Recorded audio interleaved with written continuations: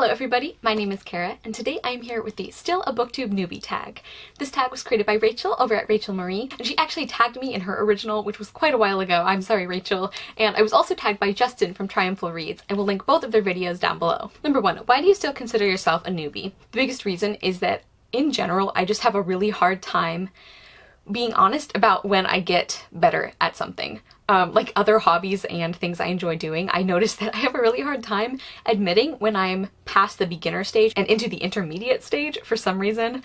I don't know why that is. It's like I'm afraid people are going to like challenge my knowledge on it and I'll be like caught out and like exposed as like a fake expert or something. I don't know what it is. It's this really weird thing I tend to do, and it has kind of extended to BookTube too. So it's actually something I want to work on. It's getting better at admitting when I get good at something, or when I get better at something than I was. Number 2, who were some of your greatest inspirations for joining BookTube? And the people I'm going to mention are like kind of like bigger or like medium booktubers, because I really had no idea about the small booktuber community when I first started watching BookTube, but I think a lot of people had that experience.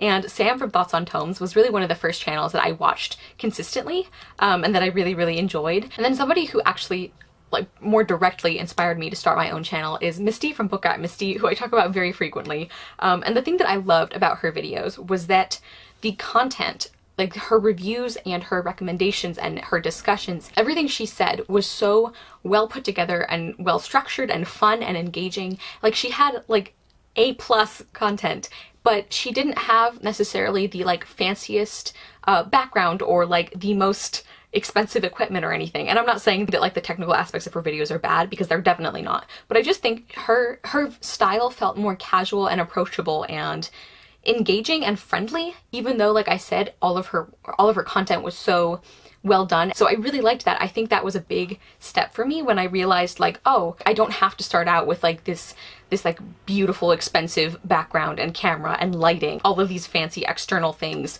Like you can also just have your channel be like sitting down and talking about books and not a lot of bells and whistles, and I think that really helped me. Number 3, what surprised you the most after joining BookTube? Not just how welcoming it was, but how effortlessly some of these really close friendships developed. Like there are multiple people who I am so close to now, and we have conversations on almost a daily basis, and it's so strange because I can't remember, in a lot of cases, I can't remember the moment or the thing or the project that really like brought us together and made me realize that we were really close friends. So that has just been so wonderful, especially because when I first started I was really nervous about not being able to like make friends. Like I wasn't really familiar with internet friendships in general. Like I hadn't had a lot of experience with that because I wasn't very, like I didn't really have social media, so I was like, what if I don't know how to meet people and like make friends and get to know people on the internet? So it was just a really wonderful surprise. Number 4, what lessons have you learned since joining BookTube? And I feel like all of these are going to sound very cheesy, but that's the truth, okay? And one of them is that everybody has something. Like everyone has something different to bring to the table, a different perspective of looking at things. And actually my friend Mia from Select Pages, I think it was when she was talking about the BookTube Confessions tag, and she kind of did a response or discussion to that, which I really enjoyed.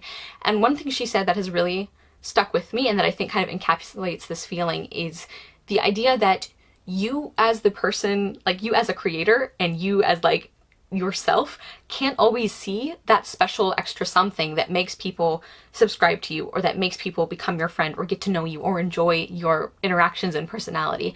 Like sometimes it's really hard for us to see that, and even if someone told us what that is, sometimes it doesn't even help then, because it's like it's not something you can duplicate, or it would feel fake if you try and did that. So it's hard because you're kind of going through life not understanding sometimes why other people gravitate towards your work or towards you. So while that's difficult, I think it's also kind of comforting because you know that there is something there, even if you can't see it. Number 5, what fears do you still have about your channel? And mostly I'm worried that I'm gonna doubt myself too much, and that I'll be afraid to try new things because I'm worried about how people will react. And I'm also nervous that I'm going to get too caught up in subscriber counts and these arbitrary guidelines about success and what that should look like. I'm a little worried that I'll get too focused on those things, because while I think it's normal to be concerned about those things or to worry about them sometimes, I don't want to become so focused on that I lose sight of why I'm really doing this, which is